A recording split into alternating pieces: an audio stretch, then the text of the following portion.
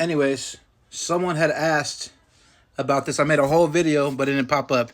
So I don't like teaching anymore that much. Every now and then I'll answer a question for you guys. So if you guys want to drop a donation, let me know. I'll put it on the screen.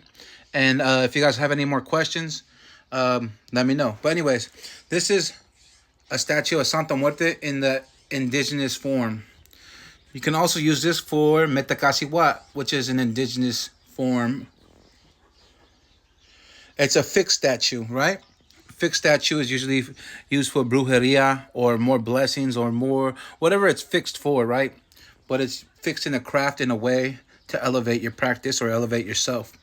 Anyways, this has quetzalcoatl on the top, the feathered serpent. This has a jaguar head, a couple big indigenous markings, a world in the hand, a pink flower over there. And anyways, some spirits look like an Olmec or Aztec, you know what I mean? What's it called? Owl, etc. You know what I'm saying? But anyways, Santa Muerte is known as a personification. It's just death personified, meaning that we made an image and then we tethered it to death energy. That's basically all it is. Simplified. But mictecacihuatl is the lady of death or lady of the underworld, and mictlancuhtli is the man of the underworld, king and queen of the underworld, however you want to see it. 13 realms of Mictlan. Kind of brief on that.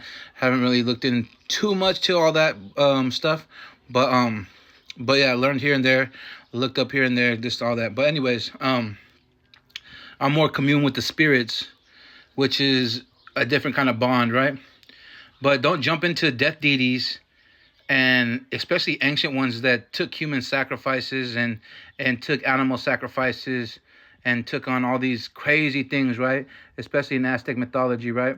Because you can just leave mictlancuhtli, when you channel his energy, he's like a straight savage ass demon. Like, he's like one of those fools that are like, fuck these fools, da da da da da, let's smash them out, ooh, on sight, da da da da da. He's like that. Every time I call him, look, you hear the birds? Every time I talk about him, every time I call upon him, he's like, fuck him, I'll handle him. Basically, when I call him mictlancuhtli, he'll literally take someone's life for me, and I won't have to do nothing. Like, literally. That's why I stopped praying to him or channeling him so much, because he's that savage. Because he's ancient, and he's old, and he just doesn't give a fuck, right? You know what I mean? He's hungry, he'll eat you, you know what I'm saying? And eating you meaning draining your energy, making you sick, and making you die without even me having to do anything. I just got to ask him or vent to him like I would vent to God. Be like, hey, God, these people are bothering me. So that's why I haven't talked about him or channeled him in a long time. Because he was like a father, you know what I mean? Like a father, a protective one, like, you know what I mean? That's going to handle it real quick and then come back and we're good, you know what I mean? So that's why. But mictecacihuatl, she's more of a calmer death energy. You know, the feminine aspect to death, the calming to the masculine, the pure demonic masculine, or the masculine that's pure machismo. You know what I mean? Something like a Mexican. But anyways, machismo type of energy, right? And so you don't want to just tap in all the way. You want to learn a little bit about them and keep before you start channeling or start working with them and stuff like that.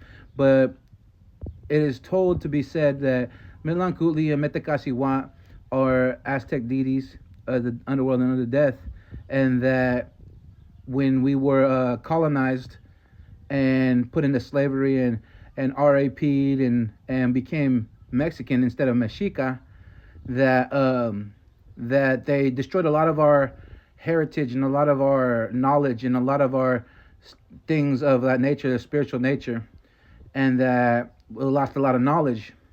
And that when that came, we personified Santa Muerte because we were forced into Christianity and Catholicism. And when we were forced in Catholicism, we prayed to Yahweh and prayed to the saints and angels and stuff like that.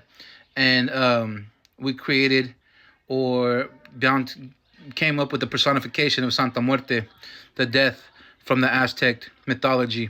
So that being said, you know what I mean, we do have indigenous roots, and when they tell us not to pray to Santa Muerte, They're literally telling us to colonize and being colonizers within themselves because we created Santa Muerte as an indigenous substitute, I guess you could say, in a way. You know what I mean? So our indigenous part has always been with us, and ooh, I just seen something crawling on here. She loves it. Death is near. But anyways, mictecacihuatl and oh maybe it was a glow. But anyways, mictecacihua and Santa Muerte, you know what I mean? She comes from death energies. So she's just a personification of all the death. I made her more powerful by talking about her as a prophet and so on and so forth.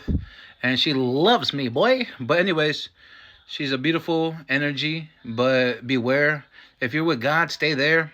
If you praying to saints and angels, stay there. You know what I mean? Because this ain't for everybody. Definitely ain't for the weak. Because she will rise you up. You will shed tears.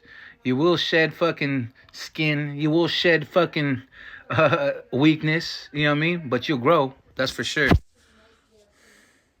But anyways, stay up. Show your ancestors love.